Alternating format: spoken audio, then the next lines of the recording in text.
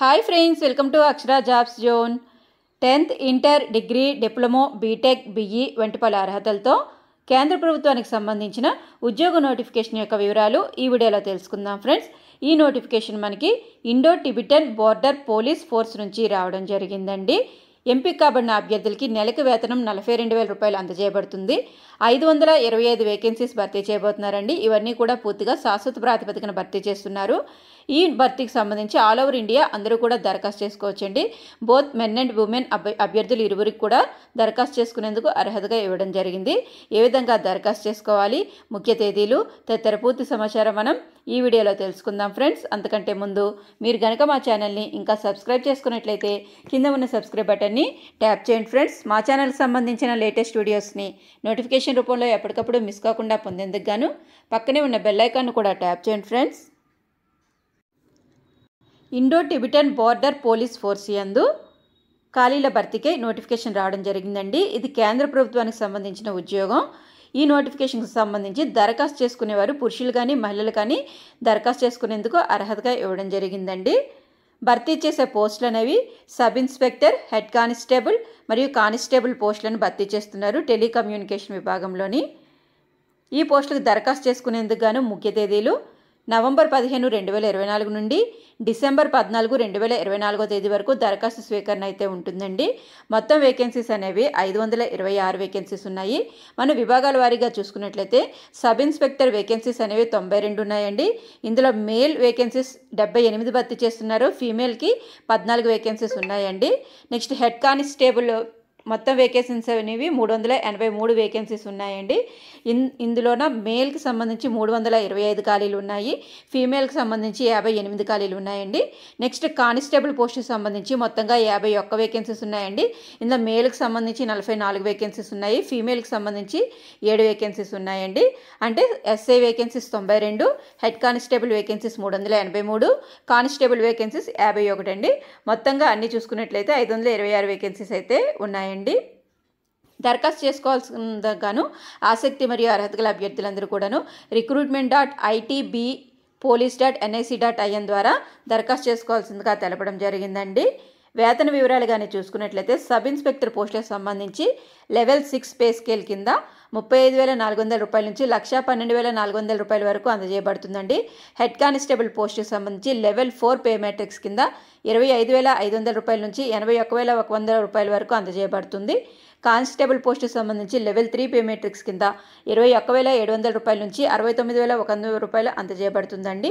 శాలరీతో పాటుగా other allowances అయిన DA, ration money allowances, special compensatory allowances, next free accommodation or HRA, transport allowance, leave travel concession, free medical facilities అన్నీ కూడాను అందజేయబడతాయండి.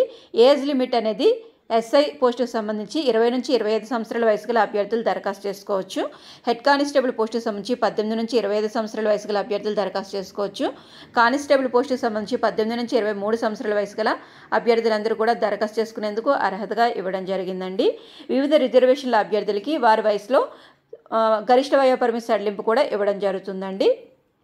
ఇక అర్హత వివరాలు కానీ చూసుకున్నట్లయితే సబ్ ఇన్స్పెక్టర్ పోస్టుకు సంబంధించి బ్యాచిలర్స్ డిగ్రీ పూర్తి చేసి ఉండాలండి. సైన్స్లో పూర్తి చేసి ఉండాలి. అంటే ఫిజిక్స్, కెమిస్ట్రీ, మ్యాథమెటిక్స్లో పూర్తి చేసి ఉండాలి.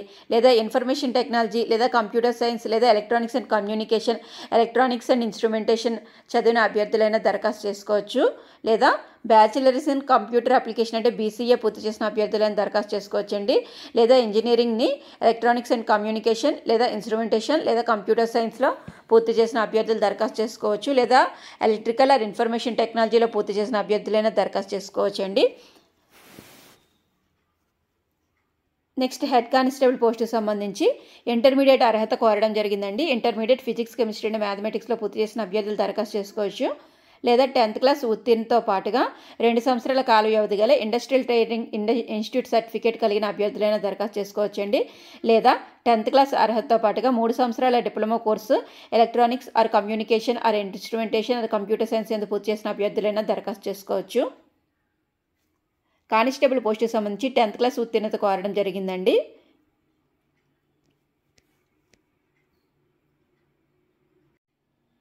గరిష్ట వయోపరిమితి సడలింపు అనేది ఎస్సీ ఎస్టీ అభ్యర్థులకు 5 సంవత్సరాలు ఇచ్చారు.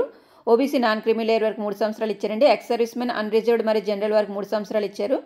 ఓబీసీ నాన్ క్రిమీ లేయర్ వరకు 6 సంవత్సరాలు, ఎస్సీ ఎస్టీ అభ్యర్థులకి 8 సంవత్సరాలు ఇవ్వడం జరిగిందండి. హౌ టు అప్లై అని చూసుకున్నట్లయితే ఆసక్తి మరియు అర్హత గల అభ్యర్థులందరూ కూడాను recruitment.itb.police.nic.in ద్వారా దరఖాస్తు చేసుకోవాల్సిందిగా తెలపడం జరిగిందండి. అప్లికేషన్ రుసుము అనేది 200 రూపాయలుగా ఉంటుందండి.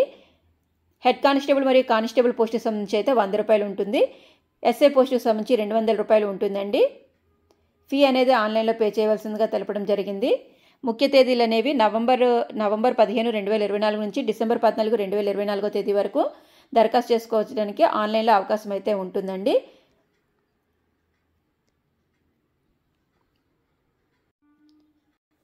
దరఖాస్తు చేసుకునే అభ్యర్థులకి ఎంపిక ప్రక్రియ అనేది ఫిజికల్ ఎఫిషియన్సీ టెస్ట్ అనేది నిర్వహించబడుతుందండి.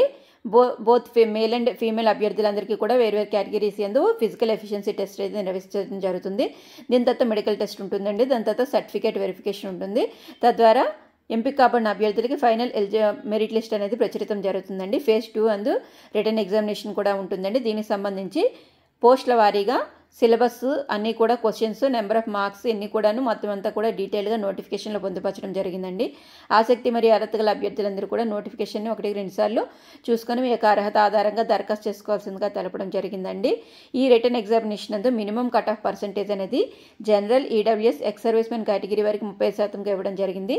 SC ST OBC non creamy layer వరకు 33% ఇవ్వడం జరిగిందండి. తర్వాత ఫేజ్ 3 అందు ఒరిజినల్ డాక్యుమెంట్స్ వెరిఫికేషన్ అయితే ఉంటుంది.